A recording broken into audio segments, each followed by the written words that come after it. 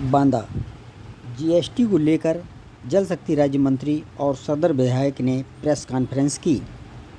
BJP कार्यालय में जल शक्ति राज्य मंत्री रामकृष्ण निषाद और सदर विधायक प्रकाश द्विवेदी ने संयुक्त प्रेस वार्ता कर जीएसटी के बारे में, आम आदमियों को मिलने वाले फायदे और लाभ के बारे में बताया एवं स्वदेशी वस्तुओं को बढ़ावा देने के लिए सरकार की मंशा और विकसित भारत की परिकल्पना साकार करने के लिए भाजपा सरकार लगातार काम कर रही है। उन्होंने कहा कि बीजेपी सरकार में देश आर्थिक रूप से और वैश्विक स्तर पर भारत की छवि सुधरी है और आगे लगातार भारत विकसित की ओर बढ़ रहा है। देश के यशस्वी प्रधानमंत्री आदरणीय नरेंद्र मोदी जी के नेतृत्व में जो जीएसटी कर में नेक्स्ट जनरेशन जीएसटी के सुधार हुए, निश्चित रूप से ये उपहार अपने देश के यशस्वी प्रधानमंत्री जी ने देश की उस जनता के लिए उपहार स्वरूप दिया। नवरात्रि के प्रथम दिन से लागू हुआ।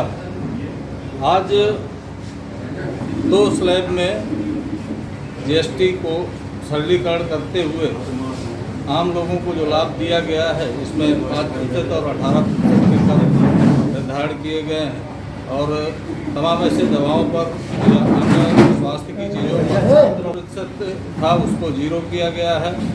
और शिक्षा, कृषि यंत्र और अन्य सामग्रियों में भी जीएसटी को बहुत बड़ी राहत मिली। जीएसटी के माध्यम से बड़ी राहत मिली। देश के प्रधानमंत्री जी ने ये उपहार ऐसे आम नागरिकों को जब मिला और व्यापारियों ने भी प्रधानमंत्री जी का अभिनंदन किया और एक नारा भी जो दिया गया, इसमें मुक्त कंठ से प्रशंसा के साथ में लोगों ने उसको स्वीकारा। घटी जीएसटी मिला उपहार, धन्यवाद मोदी सरकार करके उनको धन्यवाद भी ज्ञापित किया। आज लगातार सम्मेलनों के माध्यम से भी व्यापारी एनडीए सरकार के पक्ष में खड़े हुए हैं और लगातार जो आम नागरिकों को राहत मिली है, सभी लोग आदरणीय मोदी जी का अभिनंदन कर रहे हैं, देश के यशस्वी नेतृत्व का अभिनंदन कर रहे हैं।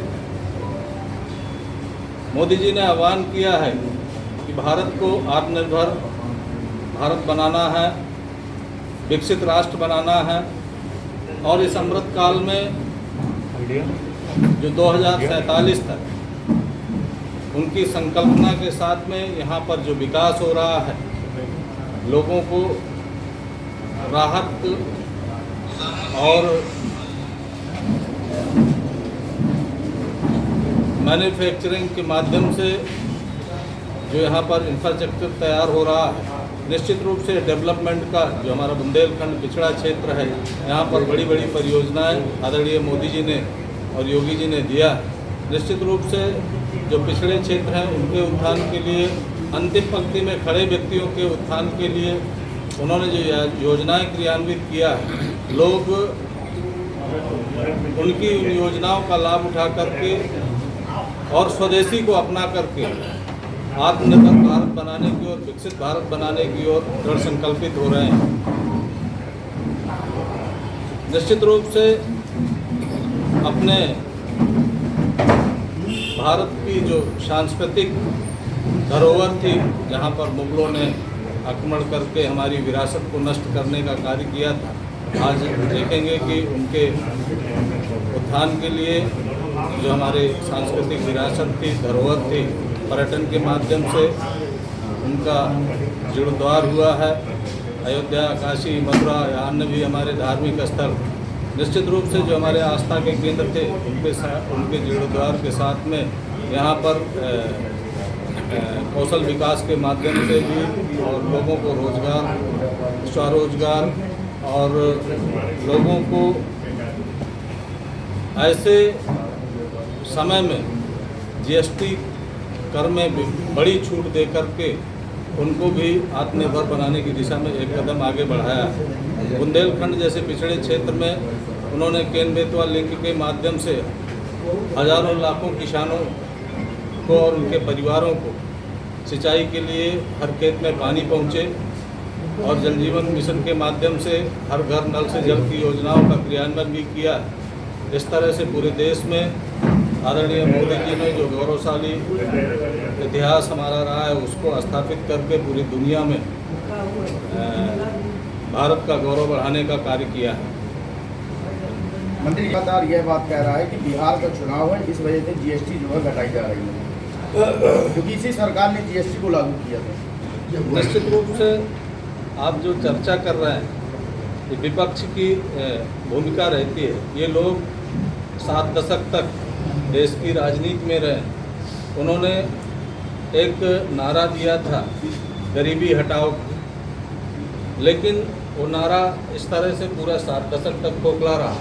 लेकिन आदरणीय मोदी जी के नेतृत्व में देश की जो ग्रोथ, आर्थिक ग्रोथ बढ़ी है, इकोनॉमिक ग्रोथ बढ़ी है।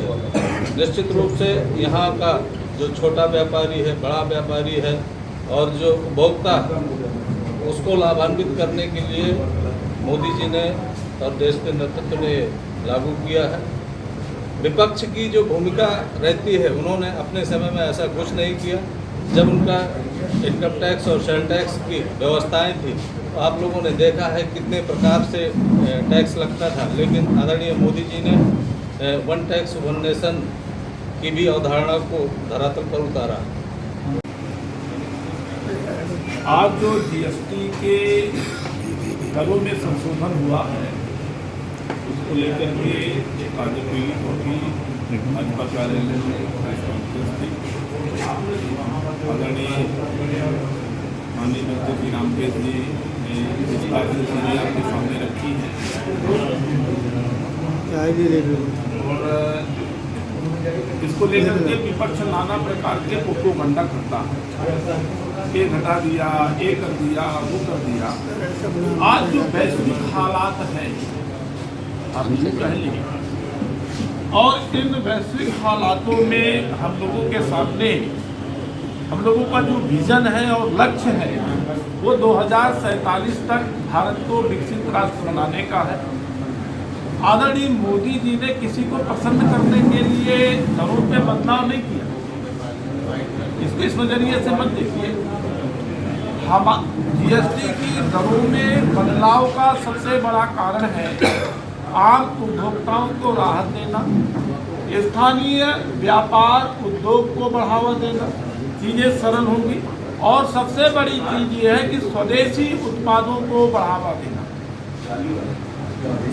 आप देख रहे हैं ना कि जीएसटी के साथ साथ हम स्वदेशी को लेकर के भी चल रहे हैं। स्वदेशी अपनाइए। कारण देखिए वैश्विक हालात आज आपके सामने हैं। कोई 25% से 50% टैरिफ लगा रहा है, ठीक है। हम अपनी आत्मनिर्भरता, मोदी जी का जो सपना है कि हमारी किसी देश पर किसी चीज़ को लेकर के कोई आत्मनिर्भरता ना रहे, ठीक है, कि हम किसी के आश्रय हैं या किसी के सहारे हैं। सभी क्षेत्रों में भारत पूर्णतया आत्मनिर्भर बने, स्थानीय और स्वदेशी उद्योगों को बढ़ावा दिया जाए, स्थानीय और स्वदेशी उत्पादों को बढ़ावा दिया जाए। मार्केट में जब वही चीज़ें सस्ती होंगी, माननीय मंत्री जी ने बताया, आप भी जानते हैं कि जो 5% का टैक्सेशन था उसको आप 0 में ले आए। जो 28 था वो कुछ 12 में आ गया, कुछ 18 में, और 2 स्लैब रखे गए टैक्स। एक तो व्यापारियों को बहुत सारे तामझाम से भी मुक्ति मिली, सीधे सीधे 2 स्लैब पर आपका टैक्सेशन है। और टैक्सेशन का सरलीकरण और उसका सस्तीकरण इसलिए किया गया कि मार्केट में रुपए का सर्कुलेशन बढ़ेगा, ठीक है ना। जितना सर्कुलेट होगा स्थानीय इकोनॉमी को उतना ही मजबूती मिलेगा। तो केवल इस नज़रिए से कि बिहार चुनाव है वो इसलिए कर दिया गया, तो ये विपक्ष तो देखिए मोदी जी कुछ भी करें। आज देश की आर्थिक इकोनॉमी इन 10-11 सालों में कितनी तेज बढ़ी है। हम चौथी सबसे बड़ी अर्थव्यवस्था के रूप में विश्व में स्थापित हुए हैं। इससे पहले हमारी क्या स्थिति थी? तो मोदी जी ने जो देश के लिए किया और जो कर रहे हैं, उनका विजन कोई ये नहीं है। उनका विजन है कि हम 2047 जब देश की आज़ादी के 100 वर्ष पूरे हों तो देश पूर्ण विकसित राष्ट्र के पैमाने पर खड़ा हो। विश्व के आर्थिक पटल पर भारत गणराज्य एक विकसित और प्रभुत्व संपन्न, आर्थिक रूप से, सैनिक रूप से, सभी विश्व के सभी पटलों पर एक मजबूत राष्ट्र के रूप में विश्व के सामने खड़ा हो। एक ऐसा देश विकसित हो, अपने आप पर आत्मनिर्भर हो, किसी देश या राष्ट्र के प्रति हमारी कोई निर्भरता ना रहे। इन चीज़ों को लेकर तो जीएसटी के बड़े मायने हैं। हमको अपने लोकल इकोनॉमी को डेवलप करना है, चीज़ों को सस्ता करना है, चीज़ों को सरलीकरण करना है, स्वदेशी उत्पादों को बढ़ावा देना है, स्थानीय रोजगार को बढ़ावा देना है। वह सभी चीज़ें जो इस देश में उत्पादित हैं वो स्वदेशी हैं। हम तो कह रहे हैं ना, एप्पल है ना आपका, अमेरिकन कंपनी है, लेकिन बन तो इंडिया में रहा ना।